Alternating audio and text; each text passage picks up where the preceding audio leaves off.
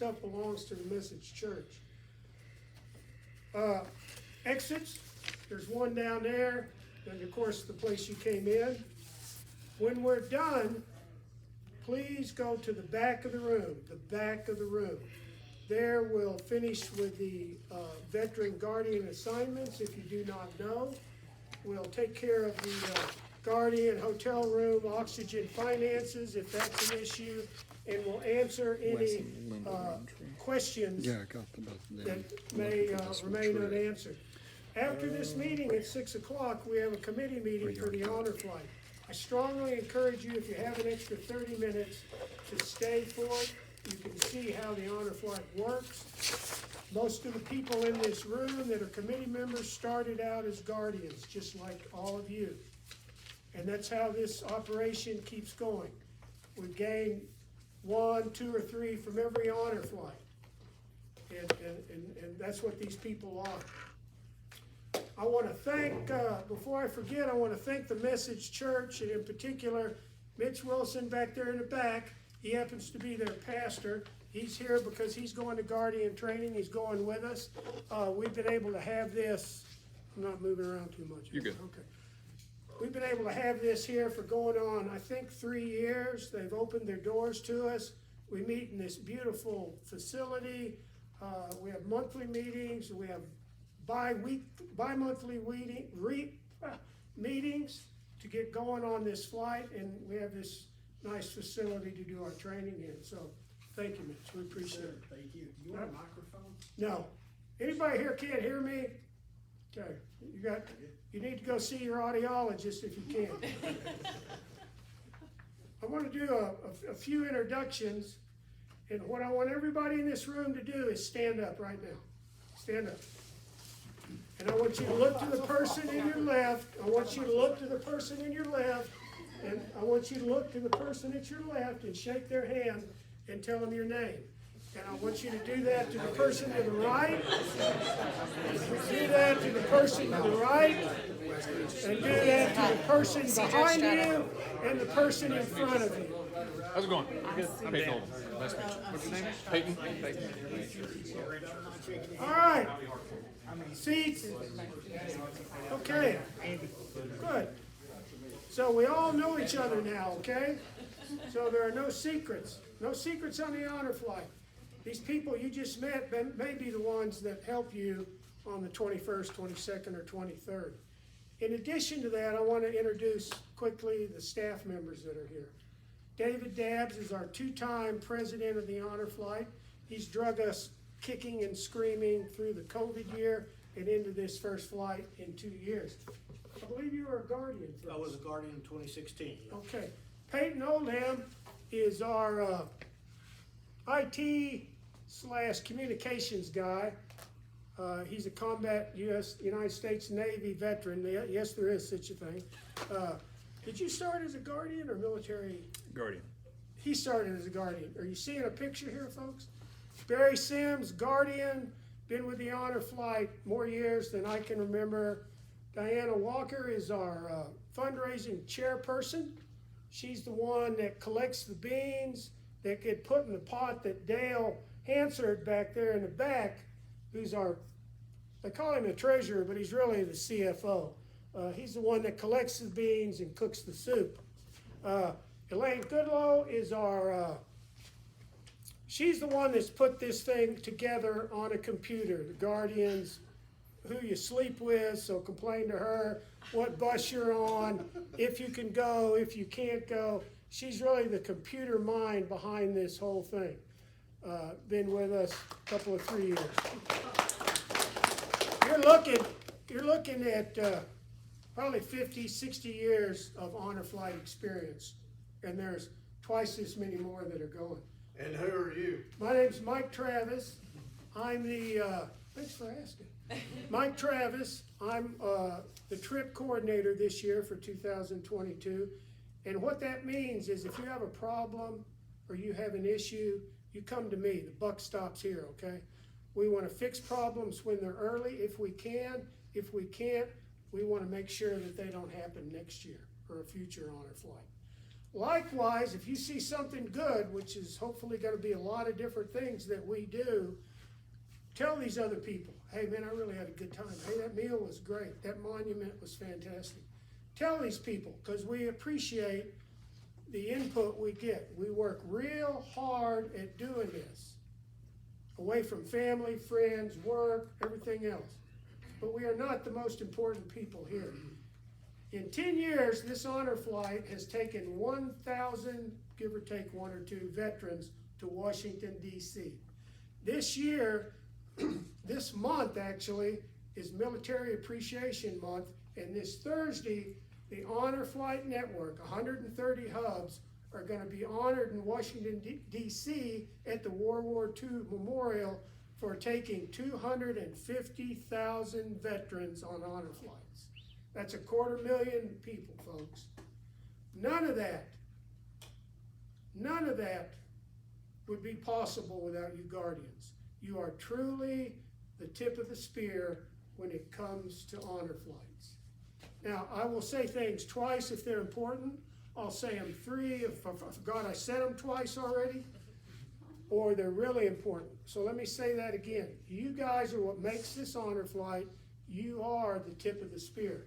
Please don't forget that. I like, what do you call them things? Mnemonics, because I'm a former Marine. I embrace the KISS principle, which is keep it simple and stupid, all right? And the mnemonic I want to use is the word help. This, by the way, is the honor flight number if you haven't got a card or need to write it down. This is my number if you need to write it down.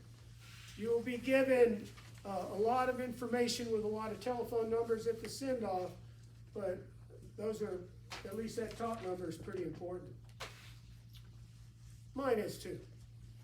But anyway, back to my health thing. The first thing I want to discuss is the H, and that's health. The health of these veterans and yourselves is very important because that's what makes or breaks a good honor flight. One of the first things we need to address is falls.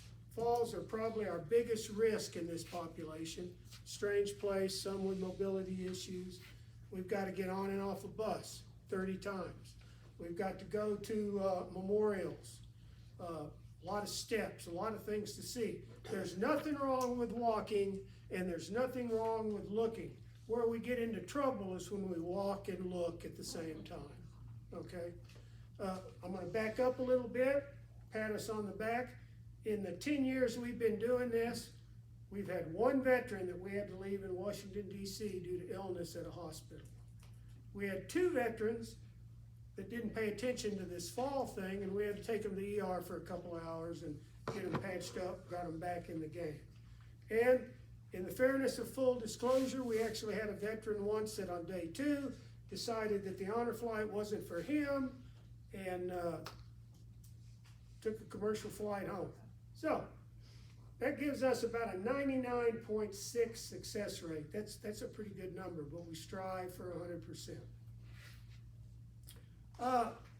After falls, and we'll talk about falls some more, at the different museums. Oh, they're beautiful. Great mood lighting. Nobody can see. You know, all you can see is the display. Some of the displays have a relief step up, relief step down. You have to be careful. You have to watch out for your veteran that they don't take a header looking at something and saying, oh, I flew one of those airplanes, or I shot one of those guns. So you really kind of have to develop eyes in the back of your head here. And it falls, it's over in a second, okay? And hopefully they're all minor, but as I alluded to, we've had a couple we've had to go get patched up, and they've lost a half a day. Probably second after falls is the use of H2O water. Now we're going in May.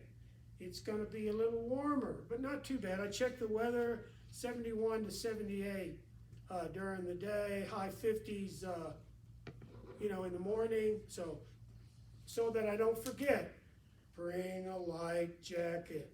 Bring a light jacket. Tell your veterans, bring a light jacket. But back to water, a lot of these men and women, and probably some of us, live on coffee and iced tea, okay?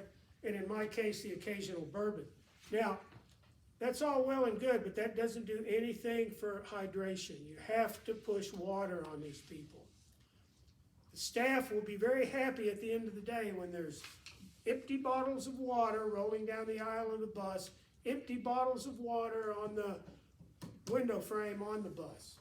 You've got to push water on these guys. Anybody here that's ever been dehydrated knows that your day is over if you're dehydrated.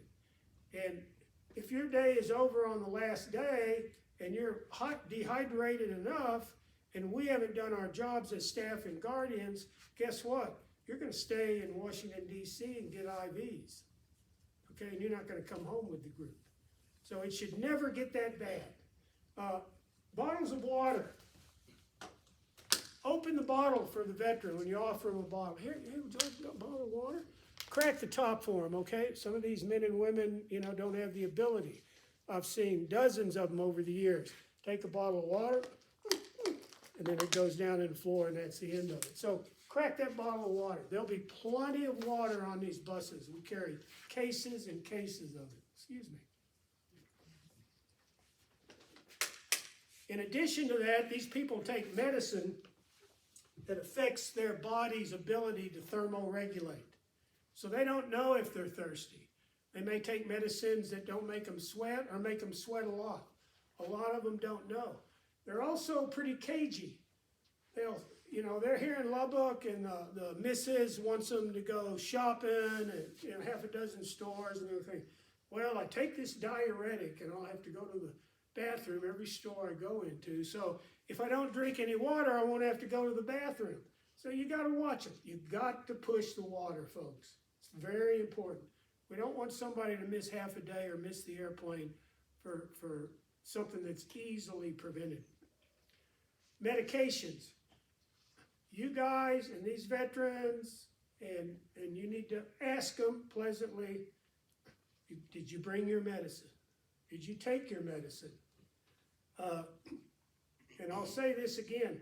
When we go to the airport on the 21st, and David will say it at the luncheon, when you arrive at the airport, the veterans and the guardian will go in the last door at the airport, and there'll be somebody from staff there. Do you have your medicines with you? Yes. Where are they? Oh, they're in this little ditty bag that you gave me at the luncheon yesterday. May I see them? Folks, we've gotten up at 10 o'clock at night and taken an Uber to pharmacies in Washington, D.C. to get an emergency supply of 3 days for medicine. We've had veterans that, I've got a problem here. I wrap my medicines up in Kleenex. Well, I spilt my water on it, so now I got this handful of mush. What am I supposed to do? So you got to remember that they have their medicine and remind them occasionally to take it. And be cognizant of the effects of medicine. As I mentioned, some medicines mess with our body. They make us not realize we're thirsty. They might make us a little unsteady on our feet. So watch your veteran, especially if you don't know them. Day one's a learning curve. But, if it takes them a few minutes to get up, make sure they're up and got their feet underneath them before they go trundling off into a museum or at a monument. Change in health is very important. You get a veteran, let me use this example, talks your head off, wants to meet everybody, just the life of the party on day one. And, day one's long. It's going to start for most of y'all at 3:30, 4 o'clock in the morning, okay? By the afternoon, they're a little tired. Well, that's to be expected. You're going to be tired after a day like that. I don't know the last time you, but it's been a long time since I got up at 3:30 in the morning. So day 2 rolls around and you notice this same man or woman is kind of just sitting there looking out the window, not engaging with anybody else. It's not their normal pattern. That's a red flag, folks. If we have any problems, falls, medicine, illness, we want to catch them earlier than later, okay? It's a lot easier. This country's a great analogy. It's a lot easier to put out a grass fire out here like I had in my pasture here a couple of months ago when it's about 2 acres instead of like Rio Dosa was, 10,000 acres, something like that. So, a change in health, early to notice it, before late. You are not dropping the dime on your fellow guardians or veterans by noticing that this guy sitting next to Peyton hasn't said a word in 3 hours, but Peyton's busy filming, and say, hey Peyton, you need to let them know about him, or you need to get him checked on, or come to one of us and say, you know, it's not my veteran, but this guy over here is just tired and listless, and he's not the person he was yesterday.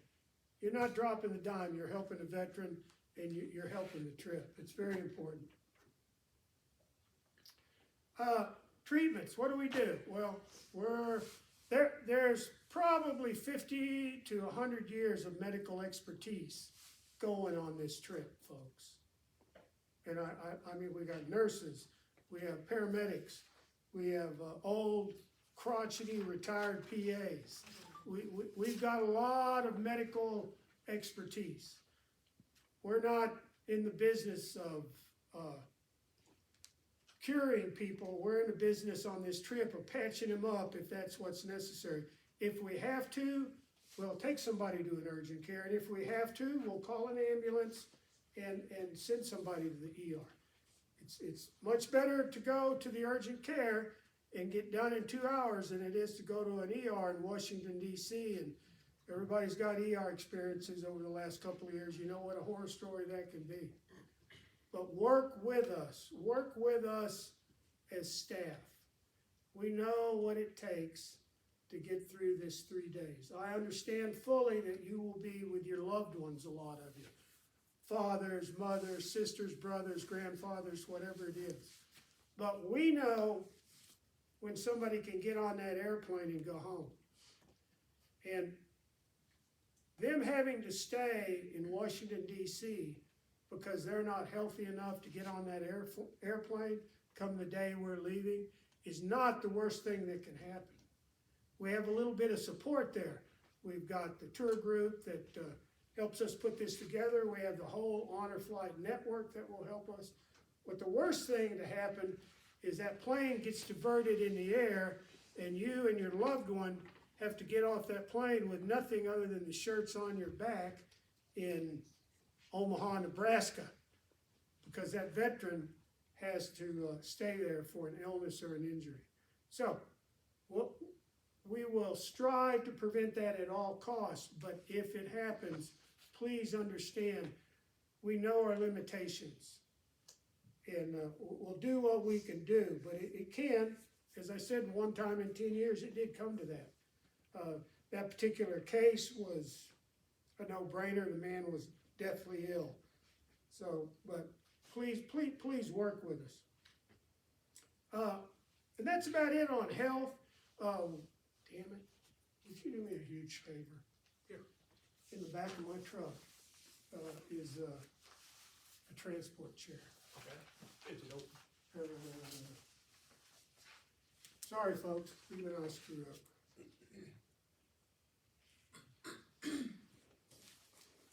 That's the code. Okay. And that way you can get the back there. All right. Forgot the one prompt that I had, but we'll get to it. The next thing I'd like to talk about is entry and exits.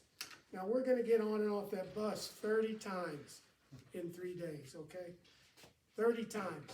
And the buses are tour buses. Everybody here has been on a tour bus. 5 or 6 steel steps down into a concrete road with a curb. Folks, and all these bus people, the bus staff, your bus captain, whom I didn't introduce, I will. Your bus captains, your assistant bus captains, and your medics will make sure that there's someone at the top of those steps and at the bottom. If it's not one of them, it'll be one of y'all, to make sure these people get off the bus safely. It's a lot better to catch somebody in your arms coming off that bus than for them to tumble down those stairs. If they go down those stairs to the cement, they almost assuredly are going to end up having a medical visit somewhere. So we have to be very cognizant of getting on and off the buses. Curbs, as I mentioned, taking pictures is another thing. Everybody wants to take pictures, especially with the advent of the iPhone. And it's great to take pictures, but it's not great to back up, back up, and bang, there they go, off the curb, off steps. A lot of these monuments have steps. Gathering points. When we get off the bus, and the sequence will go like this. We have 3 buses. Everybody will be assigned a bus. A couple of staff members will get off the bus. Yep, here we go. Our wheelchair wranglers will get off the bus. Now, what's a wheelchair wrangler? Okay, some of you stout fellas are wheelchair wranglers. You don't know it just yet. We have about 5 or 6 veterans on this trip that are going to require wheelchair assistance. And there will inevitably be 5 or 6 more that through the course of the 3 days will end up in a transport chair because they'll poop out. All right? So when we get off the bus, we get our wheelchair wranglers to grab the wheelchairs. We always, wherever we go, take an extra wheelchair, sometimes 2, off the bus because these, thank you, Dale, these buses leave. They don't stay right there at the venue. They have to go over to assigned parking. And if we need another wheelchair, or excuse me, transport chair, well, we can't get it. We've got to make do and put that person in a chair or something till we can get the buses back. Now, this is what we use. These chairs were bought by a really fine lady for the honor flight. She came to us once a million years ago and said, "What do you need?" I said, "Well, we need 20, 30 of these transport chairs." Okay, and guess what? She wrote us a check for every damn one of them. So, treat these wheelchairs like you would your veteran or yourself, okay? This is your property.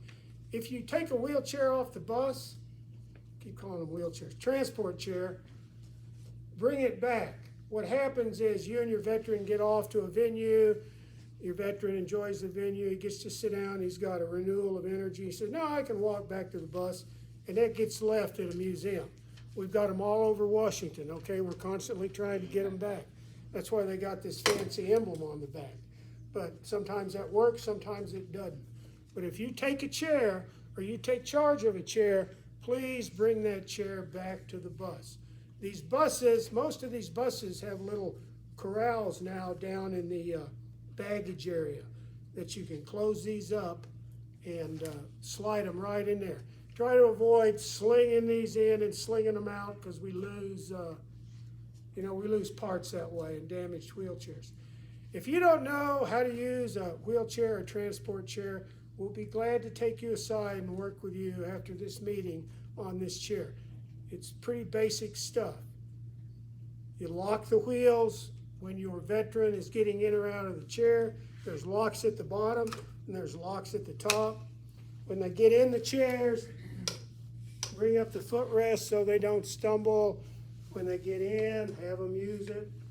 When you fold up these chairs, please, this is a pet peeve of mine, don't grab them by these handles. I spend 2 or 3 days at the end of every trip ordering new handles, and Gary Vaughn has to replace them because I don't have the mechanical knowledge.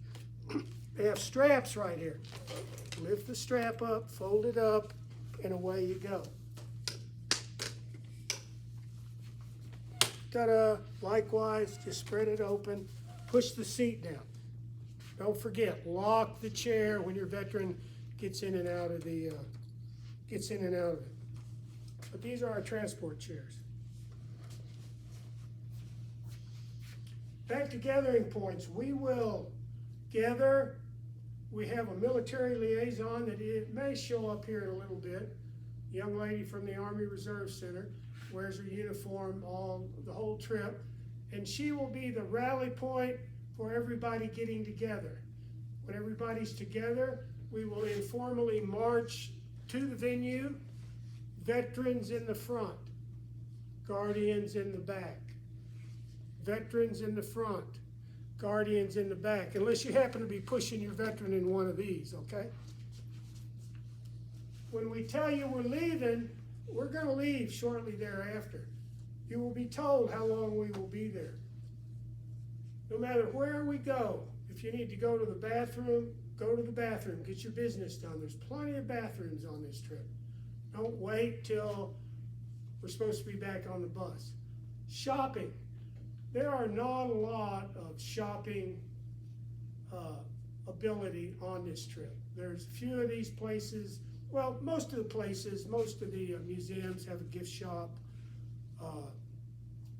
some of the monuments, but there's not a great deal of shopping available. There is some.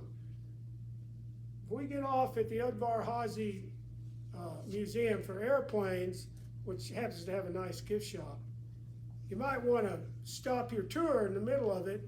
If we're leaving at 3:30, you might want to go over there at 3 to buy your knickknacks and have your veterans see if they want to take some souvenirs home.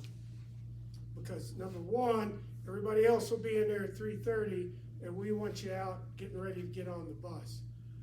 We have had issues with that before, so we try to limit it. But again, it's you guys, eyes in the back of your head. It's the guardians that make that happen. 9 staff people cannot keep track of 143 people. Our worst, I'm gonna tell a quick war story. We weren't in Washington, D.C. 5 minutes. We got off the bus, or excuse me, the airplane. We at a gathering point right there at the terminal. A veteran comes up missing. 45 minutes it took to find that veteran.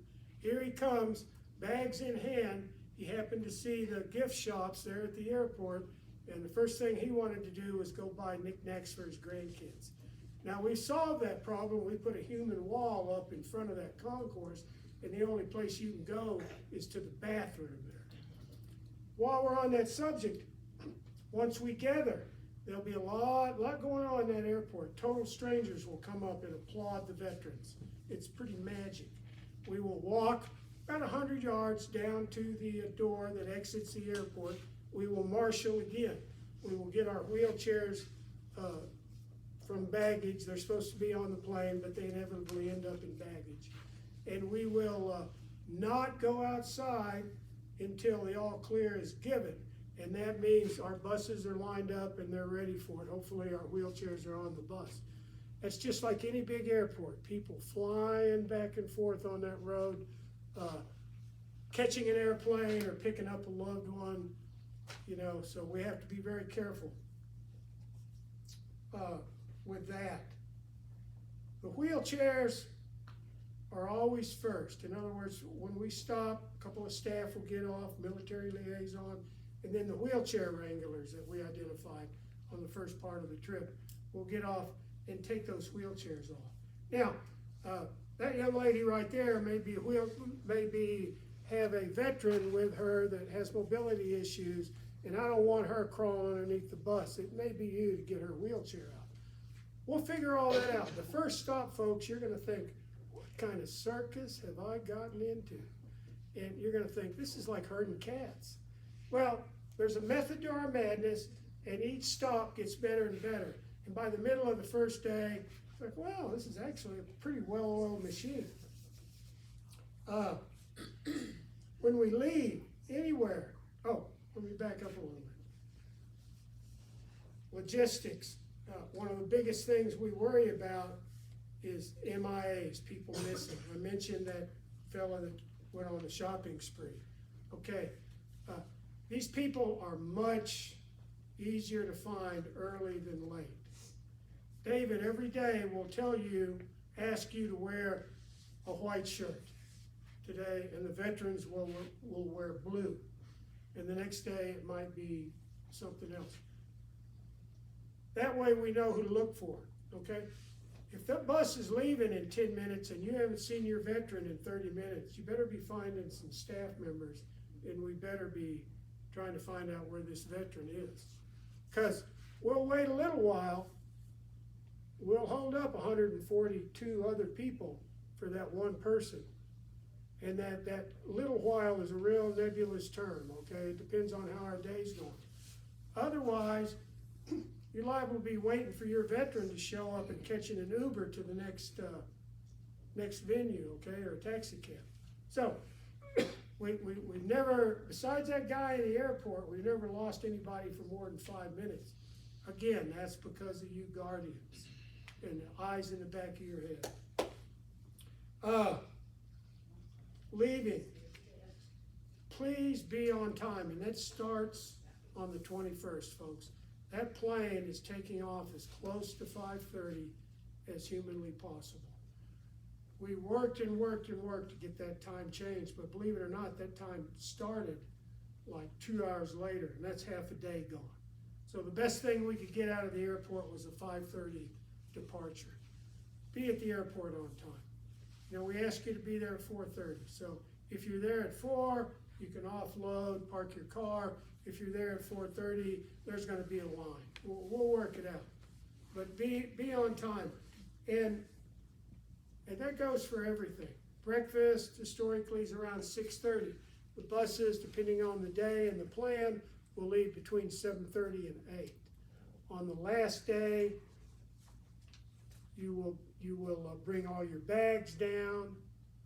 The staff and the bus people will load the bags, finish breakfast, and we'll leave the hotel for the last time. Make sure you have everything. Your clothes, your medicines, your cell phones. While I'm on the subject of cell phones, please folks, don't forget your charging cords and your charging adapters. Do not sit on the bus playing Candy Crunch. Do not sit there and take 30-minute video streams and then find out at the middle of the day that you don't have any power left in your phone. I know from personal experience on these trips, that's when bad things happen. Because I had to run around an ER and beg nurses to please plug in my phone for 15 minutes so I could call this veteran that's getting fixed up here, call his family back in Lubbock and tell him he's doing okay. So keep your communications with you. Keep your phones charged. All your stuff, your bags, anything you put on these buses, either the bus driver stays with it or he locks the bus. We have never in 9 years had anything come up missing. So these buses are like a mobile home for you. Very safe to leave your equipment. Again, stay with the group. Now, when we leave for the last time and go to the airport after our day of touring, we will kind of do a reverse of what we did when we arrived. We'll pull up, we'll offload everybody, we'll try to get everybody marshaled on the inside, we'll get all the bags out, we'll get the wheelchairs out. It's a choke point because the airline has to come out and put tags on each one. I usually have them made up ahead of time, but it takes a little bit. We'll go into the airport to a marshaling area. We generally have a few minutes there and people want to what? Shop and go to the bathroom. Okay, there's a little bit of that we can do, but you have to keep track of your veteran. Because when we say we're going to get in line at TSA, we're going to get in line at TSA. Folks, leaving Lubbock, we get a lot of leeway. Now that being said, and the Homeland Security guy will be at the dinner to reinforce this, don't bring knives, don't bring hatchets, don't bring lighters, don't bring matches in your carry-on bags, okay? That's double at the airport in Washington, D.C. And it's all a crapshoot. There are times when we'd come back and they'd say, oh, honor flight? Go. And we just get on the airplane like we were something special. And equally, there's been times where we've gone through the X-ray, we've gone through the, whatever that machine is, you know, so again, when the day comes to leave, put all the things you're not supposed to have in your check-on bag and don't be dragging, and that, I mean, the other thing is ID, please. Make sure you have your ID. Make sure your veteran has your ID. We've had people that have lost their ID the morning of the flight. We had a Texas Tech professor that decided that a Texas Tech ID card without his picture on it was good enough to get on the airplane. And it took 2 or 3 big dogs in about an hour to get that guy on the airplane. So It's just like any other flight. A government, Texas or federal ID with your picture is required, okay? And that also goes for your veteran. When we get back, it's really a magic time. Everybody's tired, everybody's had a wonderful trip, and there'll be 500 to 1,000 people at that airport to wish you all welcome home. We will gather for the last time, and we will march out with our bagpiper, who will be with us on the whole trip, by the way, and we will march out, and people will have signs and flags, and they'll be crying and laughing, and it's pretty amazing thing. I ask you to enjoy it, because it's something you'll never see again probably, but make sure if you use one of my transport chairs to take them out to the car, you bring it back in, okay? That's how I lose these transport chairs. I gotta drive around to assisted livings and nursing homes for a week to get them back. Also, and this is very important, the big choke point in this deal is the airport when we leave. The people that come to see you off and you have to get cars out of that airport.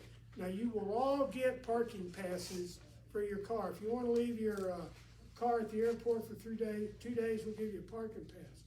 But there will be plenty of people there that don't have one, people that came to see you. Please tell them, and we'll mention this a couple of times, cash is king. Okay, that's what's going to get us out of the parking. That's what's going to get us out of the parking garage at the airport in less than 2 hours. All right, you start pulling out debit and credit cards, and man, and we've tried to ask the parking people just to open the gates, but they can't do that because there's a couple of 3 commercial flights coming in at the same time. So again, cash is king when it comes to leaving the airport. Tell your friends and family members that are going to pick you up or meet you, if you don't have a parking pass to give them, that's very, very important. I've jumped around a lot. I've covered pretty much most of the stuff. I'll ask any of the staff members anything in particular that I missed. Peyton? I will say, just for in terms of social media and everything, that's kind of what I do with the flight. South Plains Honor Flight Facebook. We will be doing live streams at every rest stop, every reefling. We will try and post a deal saying, hey, we're gonna go live in about 5-10 minutes. Get the family, let them know. It's our traffic jumps 3,000 fold during this time. We'll reach 150,000 people some days on some posts during this time. So please interact. If you will live stream as they're coming off the plane in DC. Hey, have your family waiting online. Hey, that's my dad coming off the flight right there. It makes a difference. They can go back and see it, watch it. It'll all be on our Facebook forever. It makes a difference. And you interacting and sharing stories when you get back on our Facebook, it pushes us and it gets us out to more people. So that's something. I would like to add, along with the military liaison that's going with us, there'll be 3 people from KCBD, reporter, cameraman, another reporter. We also, as I said, will have a full-time bagpiper, a Lubbock Fire Department bagpiper that will play at the different monuments we go to. We'll relay reefs to honor those that have passed. So there'll be a lot of social media stuff. Barry? On the hydration, as he said, we will find a place for everybody to pee real often. And on the bus, there's potties. And the light does not come on, there's not a switch for it until you close the door. Believe you me, I found out I'm an old country boy. I hunted a light switch for 5 minutes. When you close the door, the light will come on. I'm glad he mentioned those buses and the toilets. These buses, as big as they are, going down these interstates, and Washington, D.C.'s got nothing on NASCAR, trust me, especially when it comes to the end of the day. It's not a bad idea if your veteran gets up to go to the bathroom. David, get up for a minute. especially if they're a little rickety, is don't be afraid to get up with them and follow them to the bathroom. You know, if that bus stops, and it can stop on a dime, you can grab him by the pants and keep him from going ass over tea kettle up to the front or the back of the bus. I mean, it's amazing. It's amazing how fast those buses can stop. Dale? I was just gonna say, we're gonna have 3 buses. There will be 1 bus that will be wheelchair accessible. I'm the captain of that bus, but in all 3 buses, there will be people in wheelchairs. And the one thing I've noticed over the years is the most cautious time you need to be is when you had somebody in a wheelchair who decides to get out of it. So when he was talking about keep the wheelchair by, you're probably gonna wanna keep it by just because you might need it again. They get excited, emotions go deep sometimes, they're up and down. When you have somebody that's been in a wheelchair at that first moment, then they're probably gonna get back in it pretty soon. That bus he's talking about, the famous yellow bus, has a lift. And we can actually, if we don't have anybody that's fully immobile on this trip. But if it gets to where they can't go up the steps, we can actually put their transport chair on this lift, bring it up, and put them on the bus and secure them. They don't have to be fully immobile. Somebody can just be too tired to walk up the steps. Dale will be in charge of that lift. The bus driver will run it, but somebody will be on the inside. Dale will probably pick one of you guardians. That lift and that door on that bus will eat you alive. So pay attention to what you're doing. No grab ass or visiting when you're messing with that lift on that bus, okay? Trust me, I know it will eat you. So, David, anything? Sounds great. Any other questions from the guardians? Yes, sir. Are there any COVID protocols? The COVID protocol is wear your mask when we ask you to wear it. We had, and everybody's had those, what's that fancy word, attention letters? The attestation, they have not seen it. I don't know that it went out with those. Okay, anyway, there's a big letter about this, you know, are you vaccinated, are you not vaccinated? We have to have a PCR test 3 days before the trip if you're not. All that's out the window, thank God. Okay? There are people on this trip that are vaccinated. There are people on this trip that are unvaccinated. We may very well not have to wear our masks on the on the airplane, although you're more than welcome to wear a mask anytime you want. And then when you get to the airport, like it stands now, most airports still make you wear the mask. So that's gonna be a day-to-day thing. We will find out if a certain museum or a certain military facility wants us to wear masks. And then if you wanna go in there, you're gonna have to wear a mask. I'm glad you brought that up. So please, we have some extra masks, but bring a couple of masks, okay, just in case.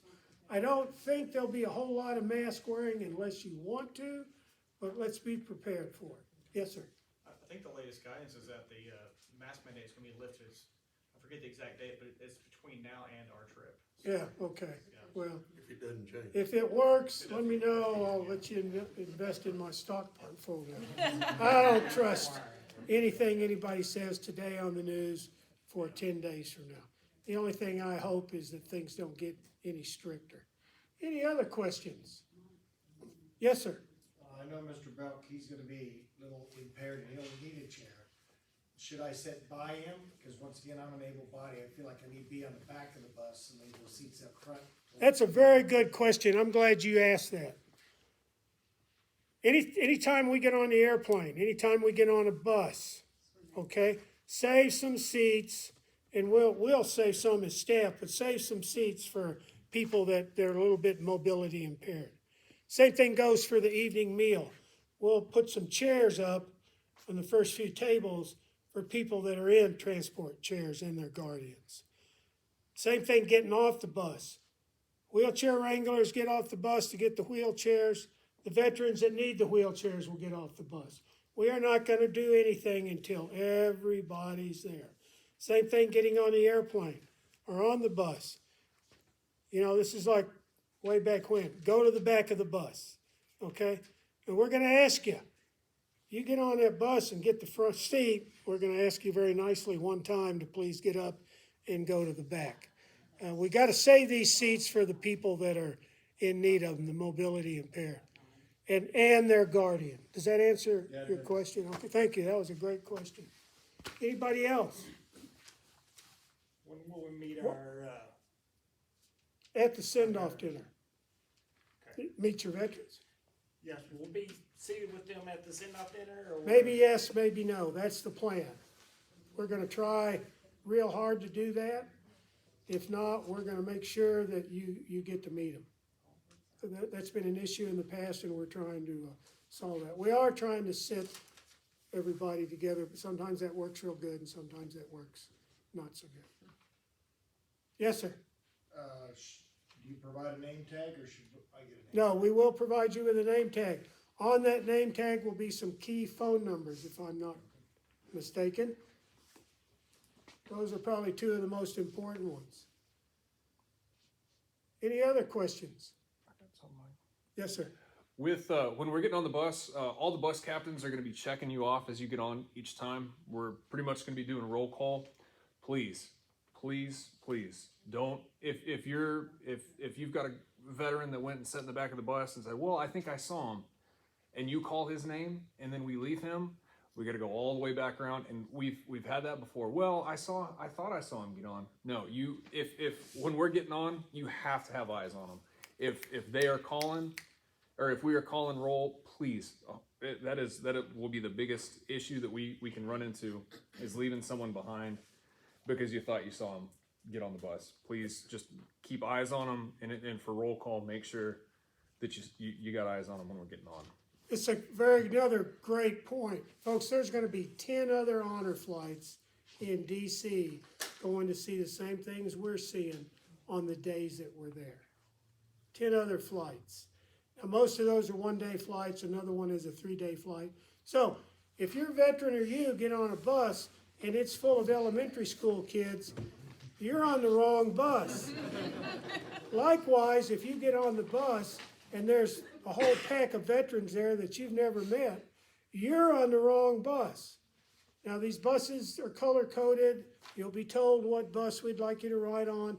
The first day, there may be a little swapping around because we didn't put you with your buddy, but the trick to the story is you get back on the bus that you got off. Any other good questions? These are all great questions. Yes, ma'am. Can you talk about people who may be going with a loved one, a relative, and have another person that they are also caring for, what the expectations are there? That's very good. That's very good, and we have time. Every veteran that goes on this trip has a guardian. Now, a couple of veterans like me and Peyton will have the same guardian. And they're just there to make sure we don't wander off, go to a bar or go shopping at the mall or something like that. Bring us our orange juice in the morning at breakfast, just to make sure we don't take off. I might be in a wheelchair on day 2, and guess what? That same guardian is going to take care of me and Peyton both. Peyton's just going to have to slow down a little bit. So, irregardless of whether your veteran is fully mobile or somewhat immobile, if you're assigned 2 veterans, those are the 2 people you're after. Now, the other side of that coin is the veteran. Hey, can you stay with us a little bit here? And instead of running off, because I got Joe here in the wheelchair. You know, if there's an issue, and you don't like who you're with, come to us, we'll adjust it. You know, and things like that happen. Likewise, some of you, especially some of you guys, some of you stout guys, we'll take advantage of you in a New York second. There's one right there. Now, and sometimes we forget that we picked on him for 2 days. And I had a guy come up to me one time and say, "Hey man, you know, I've been helping these other people for 2 days and I haven't had a chance to spend any quality time with my dad." Well, all you got to do is tell us, okay? So if we're working you too hard, let us know. If we're not working you hard enough and you want more to do, let us know. We'll find you something to do. Any other questions? I got a couple minutes. Yes. this may not sound politically correct, but we see all sorts of honoriness sometimes on the strip. You're there with a loved one. We may need to switch you off with a veteran for a little bit while the two of you calm down. Let us know. Don't take time to be polite, okay? Just let us know, we'll fix it. We want everybody to have a good time. We want everybody to be safe. But over the years, I've noticed that when we have the trip and falls, it's because somebody's got maybe a son or daughter with them, and they're telling them, Dad, Mom, hold back, don't go. And they keep going out of honoriness, and then they get hurt. So keep us in mind with that. Peyton? I know it's no fun to talk about, but that's one thing to talk to us about. So all staff are going to be in these blue shirts. We'll stick out like a sore thumb, and then all medical are going to be in a neon green shirt, so they will be very visible. The other thing that is worth mentioning, there is a bar at the hotel. Every time we all go and we have a great time, please know your limit and attempt to help the veterans know their limit. We have had many times helping a veteran get up to their room and not want to get up the next day. We've had a guardian do the exact same thing. Have a good time, but be smart about it, because we are getting up early every day, and that makes for a very rough next day. You know, it's okay if you wanna go down and have a $6 beer and a $12 mixed drink, because guess what? That's what they cost at that hotel. But like Peyton says, that doesn't stop everybody, so talk to these people, we're getting up early. All right, what I wanna do now is close. And one quick, you know, we're gonna have a few little issues, hopefully no big ones. But let's all approach this with the attitude that the cup is half full, okay, and work together. I want you to remember that some of these veterans have never been honored, all right? Some of these veterans have never been honored for what they're doing. None of these veterans will be honored as much as they are over the 3 days of this honor flight. This is very, very important. Please, work with us. Leave your political ideas back in Lubbock. You don't have any idea who you're sitting next to when you eat, or who's across the aisle from you in that bus. All right? It's all about these veterans. So let's be on time. Let's have a good time. And with that said, I'd like everybody here, if you have any more questions, or if you haven't settled your finances and you want to do that today with Dale or Peyton, or you haven't talked to Eileen about who your veteran is, Elaine, excuse me, to move to the back of the bus. Move back here, because very shortly we're going to have our committee meeting.